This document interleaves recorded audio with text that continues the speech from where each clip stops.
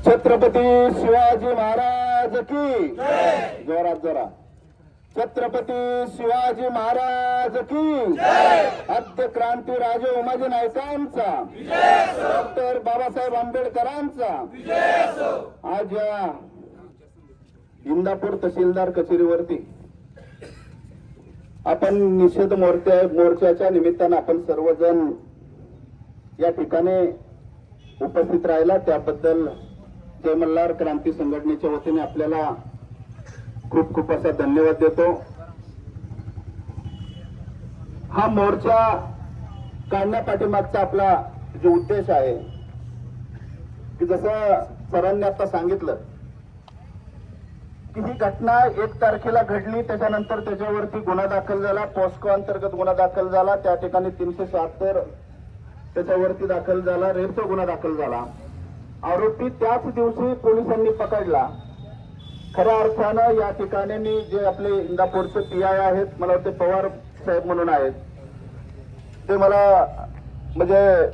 वाटते नगरला LCB मध्ये पीआय म्हणून होते. अतिशय चांगलं काम त्यांचं आहे.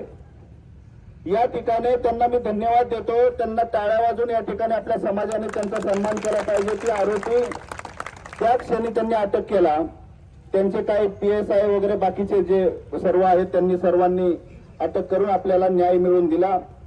त्याचप्रमाणे ज्यांनी आपल्या समाजाची एक गरीब मुलगी हे प्रकरण दाबण्याचा प्रयत्न झाला, तिच्यावरती दबाव आणण्याचा प्रयत्न झाला, तिला जीव मारण्याची धमकी दिली आणि ही गोष्ट आपल्या समाजाच्या काही लोकांपर्यंत गेली आणि तिथून संघटनेपर्यंत आली. आणि त्याच्यानंतर रोहित आसन व कल्याण आसन दत्ता आसन यांनी सर्वांनी या ठिकाणी सर्वांनीच या ठिकाणी ती उचल घेतली आणि त्या याच्यामध्ये जो डायरेक्ट पोलीस स्टेशनला 100-200 लोक त्या ठिकाणी जाऊन पोलिसांवरती दबाव आणून त्या ठिकाणी गुन्हा दाखल करायला लावला. मी खऱ्या अर्थानं माझ्या जय मल्हार क्रांती संघटनेच्या पदाधिकाऱ्यांना या ठिकाणी आपण धन्यवाद दिला पाहिजे. टाळ्या वाजून त्यांचाही या ठिकाणी आपण सन्मान केला पाहिजे की ही घटना त्या ठिकाणी जर 1-2 दिवस गेले असते तर ही घटना सुद्धा 2 पैसे देऊन दाबण्याचा प्रयत्न चालू होता. आणि ही दाबण्याचा उद्देश चालू असताना ही 1 तारखेला आपल्या मुलीवरती त्या ठिकाणी त्याला तोंड दाबून बाजूला नेऊन अंधारामध्ये तिच्यावरती रेप केला. त्याच्या आधी 2 महिने आधी हीच घटना त्याच मुलीसंग घडलेली आहे, हीच व्यक्ती आहे. आणि त्यावेळेस त्यांच्या घरच्यांनी भीती मनामध्ये धरली, त्या ठिकाणी सुद्धा तिला मारायची धमकी दिली आणि त्या ठिकाणी त्यांनी भीतीमध्ये कुणाला सांगितलं नाही. म्हणून ह्या नराधमाचं परत एकदा धाडस झालं, त्या मुलीला परत उचलून नेले आणि त्यांनी त्या ठिकाणी ही कृत्य केलेलं आहे. आणि बऱ्याच ठिकाणी ही घटना झाल्यानंतर जर ही घटना एक उजेडात आलेली आहे म्हणून आपल्याला माहित आहे. अशा बऱ्याच घटना होत्यात महाराष्ट्रामध्ये, अशा बऱ्याच घटना या तालुक्यामध्ये सुद्धा होत्यात. पण त्या ठिकाणी आपला समाज गरीब आहे, आपल्या समाजाला त्या ठिकाणी दमदाटी दिली किंवा काही जर झालं तर त्या ठिकाणी आपल्याला 2 पैसे देऊन त्या ठिकाणी दाबल्या जातात. कारण ही पैशावाल्याचा माज आहे, ज्याच्याकडे पैसा आहे त्याचा माज ज्यादा आहे. आणि खऱ्या अर्थानं या ठिकाणी मी आपल्याला सांगेन की रामोशी बेडर समाज ह्या समाजाने ह्या देशाचं, ह्या महाराष्ट्राच्या आया बहिणींचं रक्षण केलेला समाज आहे. रामोशी बेडर जो समाज आहे ह्या समाजाला वारसा छत्रपतींचा आहे. भैरजी नायकांच्या ज्यावेळेस छत्रपतींच्या टायमिंगला भैरजी नायकांना विचारल्याशिवाय छत्रपतींचं पान हलत नव्हतं. त्या भैरजी नायकांचा इतिहास या रामोशीमध्ये. आद्य क्रांती राजे उमाजी नाईक या देशाकरता पहिला फासावर जाणारा व्यक्ती आहे, त्यांचा इतिहास या रामोशी समाजाला आहे. आणि ह्या समाजाने फक्त एकच शिकलेला आहे की आपली माता भगिनी असेल किंवा दुसऱ्याचे असेल, कुठल्याही जाता धर्माचे असेल, त्याचं रक्षण करणे, तिच्यावरती अन्याय होऊन नाही देणं ही रामोशी समाजाची जात आहे. आणि ह्या समाजाला आज ह्या समाजातल्या काही मुलींसंग ही घटना घडलेली आहे आणि त्या ठिकाणी आपल्याला एवढी वेळ आलेली आहे की या ठिकाणी आपण निषेध मोर्चा करतोय. रामोशी समाज हा समाज एक इतिहास दांडगा समाज आहे, एक क्रांती समाज आहे, एक खुनशी समाज आहे आणि ह्या समाज क्षत्रिय आहे. याच्यामध्ये आमच्या समाजामध्ये इतिहास आहे की आम्ही ठोकीत नाही, आम्ही तोडतो आणि कुऱ्हाडीने तोडतो, आमचा इतिहास आहे. आणि आता तो इतिहास परत एकदा जिवंत झाला असता पण आमच्या पोलीस खात्याने ते आरोपी जमा केला, त्या ठिकाणी अटक केली. नाही तर त्या ठिकाणी रामोशी काय आहे आणि काय रामोशी करू शकतात ही त्या ठिकाणी आपल्याला पाहायला मिळालं असतं. आणि मी या ठिकाणी आव्हान करतो, माझ्या सर्व समाज बांधवांना सांगितलेलं आहे की आपण कायद्यामध्ये आहे, आपण कायदेशीर लढाई लढतो, कायदेशीर जातो. आपल्याला आपल्या समाजामध्ये अनेक भांडणं त्यांना आपली जी मुलं करतात त्यांना सुद्धा आपण सांगतो की आपण कायदेशीर गेलं पाहिजे, कायदेशीर आपण कारवाया पुटअप केल्या पाहिजेत. पण त्याच्यामध्ये बऱ्याचशा घटना अशा होतात की आपल्या मुलांकडून सुद्धा काही चुक्या, फक्त आमच्या मुलांकडून मुलींच्या चुक्या होत नाही. भांडणं त्यांना ही ठीक आहे, त्याच्यामध्ये होतात, त्याच्यामध्ये सुद्धा आता दुरुस्ती आमची त्याच्यामध्ये चालू आहे. पण माझ्या समाजातल्या कोणत्या मुलांनी कोणत्या मुलीचं अशा पद्धतीने हे केलं आणि आमची ती सुद्धा दानत आहे. जर आम्ही दुसऱ्याला आमचा कायदा लागू करतो तर आमच्या समाजातला मुलगा सुद्धा ह्या घटनेचा किंवा अशी घटना जर आमच्या मुलाने केली तर तुमच्या आधी आम्ही त्याला तोडू हे सुद्धा या ठिकाणी सांगतो. कारण आम्हाला देवाने आमच्या जेजुरीच्या खंडेरायाने आणि आमच्या आद्य क्रांती राजे उमाजी नायकांनी आमचा फरसा आम्हाला दिलेला आहे. आमचा इतिहास आमच्या कुऱ्हाडीचा आहे. त्यामुळं आम्ही त्या तशा व्यक्तीला, मग तो आमचा असू नाही तर कुठल्याही असो, त्या ठिकाणी आम्ही तो इतिहास परत एकदा आम्ही घडू शकतो असं या ठिकाणी मी आपल्याला सांगतो.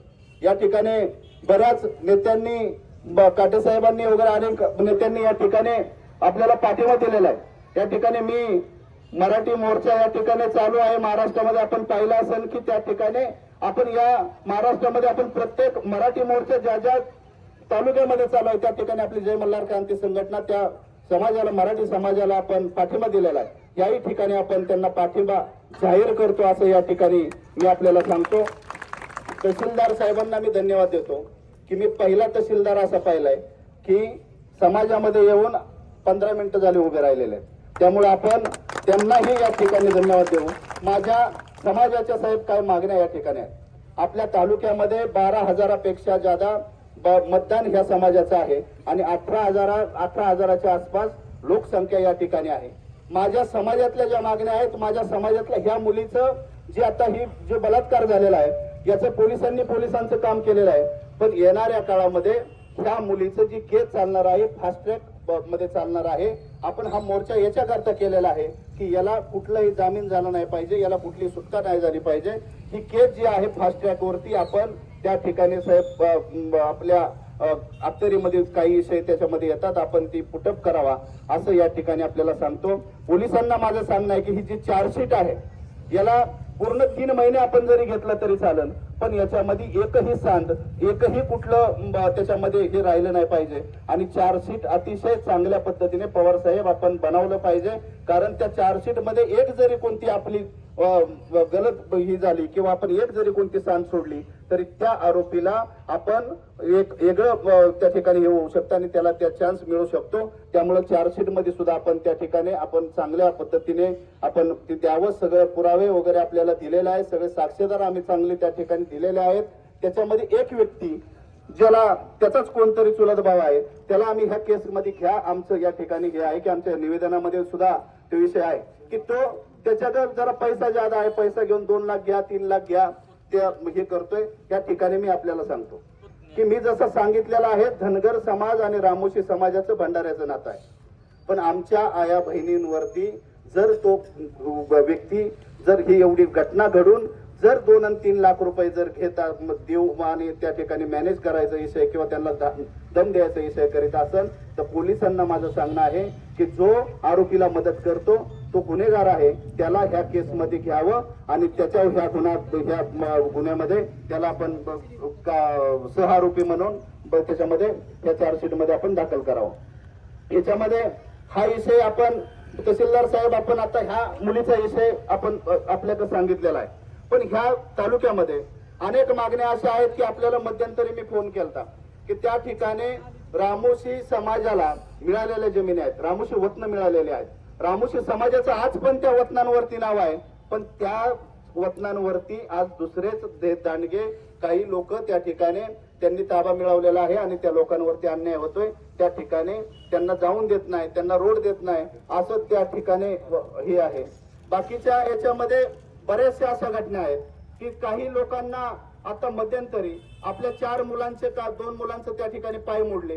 त्या ठिकाणी आपण SP साहेबांनी त्या ठिकाणी फोन केला, बाकीच्यांनी हे केल्यानंतर त्या ठिकाणी सर्व काय यंत्रणा हल्ली आणि त्या याच्यामध्ये आपण मेडिकलला ज्या वेळेस गेलो तहसीलदार साहेब, आम्ही ज्यावेळेस मेडिकलला आमचं हे नेलं त्या ठिकाणी त्या सरकारी जे डॉक्टर आहे त्या डॉक्टरांनी नीलचं सर्टिफिकेट म्हणजे नील त्याच्यामध्ये बिलकुल काय त्याला आतमध्ये त्याला कुठं डॅमेज झालेलं नाही आणि ते शंका आल्यानंतर आम्ही परत खाजगी दवाखान्यात गेल्यानंतर त्याचं फ्रॅक्चर 1-2 ठिकाणी निघलं.